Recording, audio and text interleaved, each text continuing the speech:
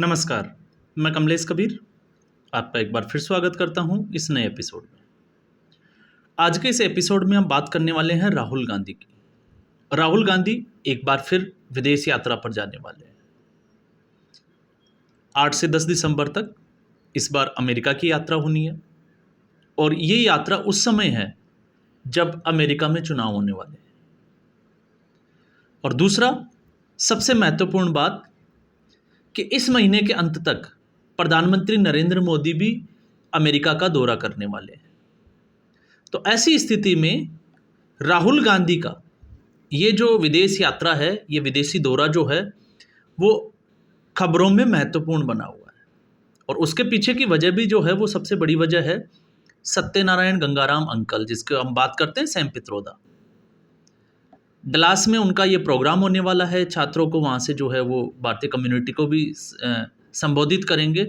लेकिन इस बार, क्योंकि इससे पहले हम बात करें मई पिछले साल, तो उस वक्त जब राहुल गांधी ने अमेरिका का दौरा किया था, उस वक्त तक राहुल गांधी के पास कोई संवैधानिक पद नहीं था। लेकिन इस बार वो नेता प्रतिपक्ष है। तो उम्मीद की जाएगी कि नेता प्रतिपक्ष होने के नाते शायद इस बार राहुल गांधी जिस तरीके से उन्होंने इससे पहले विदेश में जाकर भारत की जो छवि या हम कहें कि उस पर बात करने की कोशिश की थी, इस बार नहीं करेंगे। लेकिन ये सिर्फ और सिर्फ जो है वो कुछ राजनीतिक विश्लेषकों का अनुमान हो सकता है। लेकिन इसमें ये उम्मीद नहीं की जा सकती कि राहुल गांधी ऐसा नहीं करेंगे, क्योंकि राहुल गांधी एज यूजुअल जैसा उनका नेचर है, इस बार भी वो ऐसा ही कुछ करने वाले हैं। और इस बार वही जाति वाला जो गंध जो भारत में फैलाया हुआ है, वही रायता हो सकता है कि राहुल गांधी अमेरिका के दौरे पर जाकर वहाँ के छात्रों को उनकी जाति पूछे। वहाँ पे जो पत्रकार बैठे हो, भारतीय पत्रकार वगैरह, तो अमेरिकन्स के सामने उनको भी उनकी जाति पूछे। यह जो है वो बहुत मुमकिन है।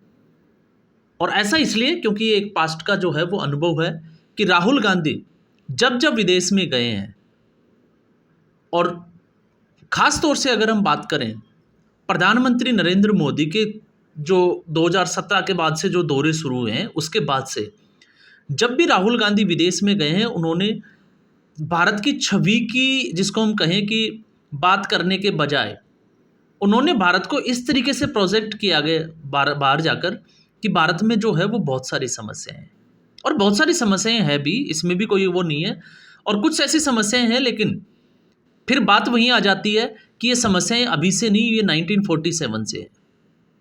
लेकिन फिर बात आती है कि 2014 के बाद में और 2014 से पहले आखिर ऐसा क्या था कि 2014 के बाद में सब कुछ बदल गया। तो सबसे बड़ी जो बात हुई वो है कि 2014 के बाद में भारत की छवि, जिस प्रकार से छवि में सुधार हुआ, वो ही विपक्षी पार्टियों की गले की हड्डी बनी हुई है। आज आपने देखा होगा, जब भी नरेंद्र मोदी बाहर जाते हैं वो भारत की बात करते हैं। और उसमें हम बात करने वाले हैं, जैसे यूक्रेन और रसिया की अगर हम बात करें, तो रसिया और यूक्रेन दोनों में लड़ाई चल रही है, युद्ध चल रहा है। और विश्व के एक पहला लीडर एक ऐसा है नरेंद्र मोदी, जो दोनों देशों की यात्राएं करता है। और आपने ये भी देखा कि किस तरीके से भारतीय छात्रों को युद्ध को बीच में रोककर और वहाँ से बाहर निकाला गया। और साथ में भारत के ही छात्रों को नहीं, पाकिस्तान के स्टूडेंट्स को भी जो है वो वहाँ से बाहर निकाला। और ऐसा करने वाले ही एकमात्र जो है वो प्रधानमंत्री नरेंद्र मोदी थे। तो इस हिसाब से अगर आप देखें, अभी भी आपने देखो कि यूक्रेन का जब दौरा हुआ तो प्रधानमंत्री मोदी ने वहाँ पे शांति की बात की।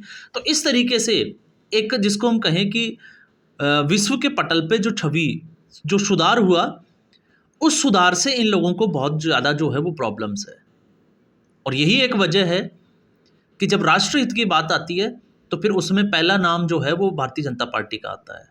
और ये विपक्ष हो चाहे कांग्रेस पार्टी हो, उसकी गले की हड्डी बना हुआ है। इसलिए इन पार्टियों के नेताओं को जब भी मौका मिलता है, और स्पेशली राहुल गांधी की अगर हम बात करें, तो राहुल गांधी जब भी बाहर जाते हैं तो बाहर के जो भी अंतर्राष्ट्रीय जो फोरम होती है, जो उनको पटल या मंच जो दिया जाता है, वहाँ खड़े होकर वो दलितों की, मुसलमानों की, जो है वो मुसलमान या धर्म विशेष की टिप्पणी करते हैं कि खतरे में है। दूसरा, ये जो है वो आप मई का उसको उठा के देख लीजिए।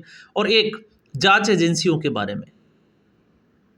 अब जब जांच एजेंसियों की भी बात चलती है तो इसमें सबसे बड़ी बात है कि राहुल गांधी और सोनिया गांधी दोनों जो है वो जमानत पे बाहर है नेशनल हेराल्ड में। उनकी कुछ संपत्ति जो है नेशनल हेराल्ड की, वो भी ईडी ने अटैच की है। और मामला क्या है उस पर हम बहुत वीडियो में पहले बात भी कर चुके हैं। तो ऐसी स्थिति में उम्मीद, क्योंकि प्रधानमंत्री नरेंद्र मोदी के दौरे से पहले राहुल गांधी कुछ ना कुछ ऐसा जरूर जो है वो वहाँ पे बोलेंगे जिसको हम कहें कि भारतीय समुदाय या अमेरिका के जो चुनाव है उसमें उसका खासा असर जो है वो देखा जाएगा। और उसमें ज़्यादा कुछ नहीं, इस बार लग रहा है कि जाति का जो गंध है वो अमेरिका में भी फैलने वाला है। और ये राहुल गांधी की राजनीति जो है उसको सूट भी करता है।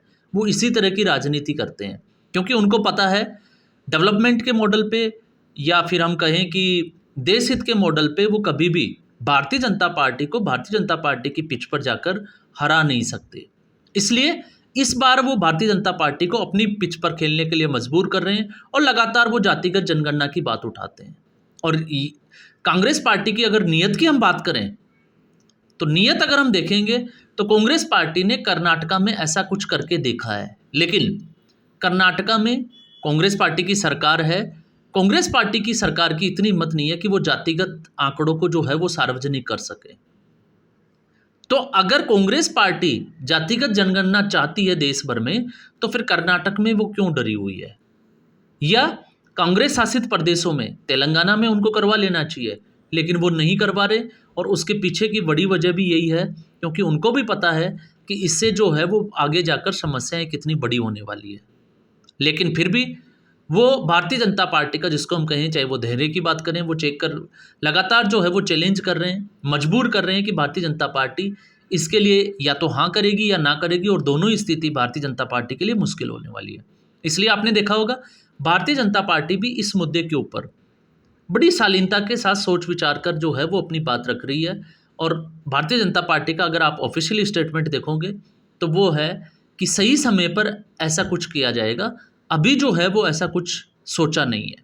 तो इस तरीके के स्टेटमेंट भारतीय जनता पार्टी जो है वो बड़ी सूझबूझ के साथ दे रही है। और सैम पित्रोदा की अगर हम बात करें तो आपको पता ही है इंडियन ओवरसीज जो कांग्रेस है उसके अध्यक्ष है। इससे पहले लोकसभा चुनाव से पहले उन्होंने एक स्टेटमेंट दिया था अप्रैल में, आपको वो भी पता होगा, जिसमें उन्होंने आर्थिक आधार पर सर्वे की बात की थी। और उसके बाद में जब उनकी आलोचना हुई तो उनको जो है वो इस्तीफा दे दिया। और जैसे ही चुनाव हुए कांग्रेस पार्टी ने उनको वापस वो अध्यक्ष बना दिया।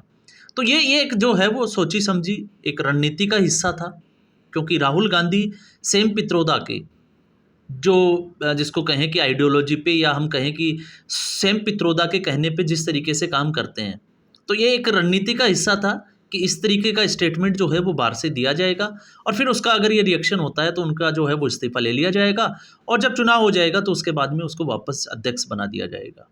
और यही चीज़ें जो है वो हम सब लोग देखते आए हैं। तो अब देखना ये होगा कि राहुल गांधी का ये 3 दिन का जो दौरा अमेरिका में होने वाला है, और स्पेशली इस बार कुछ खास इसलिए है क्योंकि अमेरिका में भी अब चुनाव होने वाले हैं।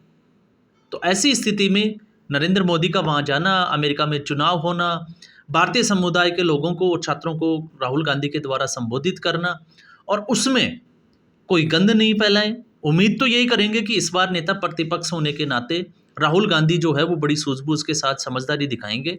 लेकिन ये उम्मीद भी उसी तरीके से है जिस तरीके से हमने पहले भी देखा है कि राहुल गांधी बाहर जाकर ऐसा कुछ बोले जिससे भारत की छवि खराब ना हो, ऐसा हो नहीं सकता। तो इस बार भी ऐसा ही कुछ जो है वो वहाँ पे करने वाले हैं।